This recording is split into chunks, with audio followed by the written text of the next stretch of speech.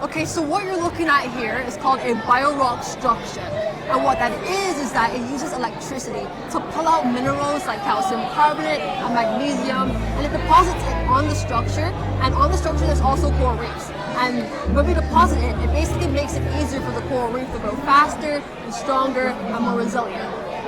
So we've actually tried this in Barbados before, but it's not really taken off, mainly because our oceans have so much runoff, mainly from hotel construction and agriculture.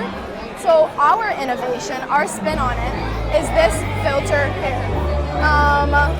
The filter goes on top of the structure, and essentially what it does, it's made of coconut fibers, as mentioned in our presentation. It's made of coconut fibers, and what these do is that it traps like all the sediment, all that pollution, so that the water that actually does reach the coral is clean, so that the coral won't become sick and it'll be healthy, allowing for stronger growth and increased resilience, and for it to grow faster. So a question for you all, how can this solve a real life situation in Barbados?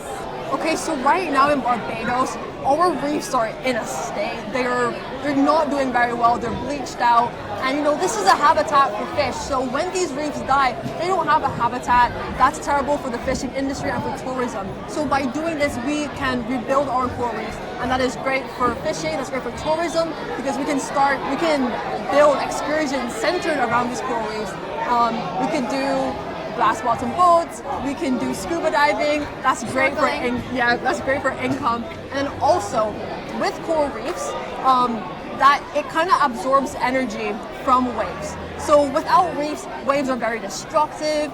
They have nothing to go through, pass through to reduce the amount of energy that they carry. So with destructive waves, they kind of just erode our beaches, and then we get very small beaches. With coral reefs now, we can reduce the energy that these waves carry, and that builds up our beaches, and that just makes it better for tourists and the economy overall.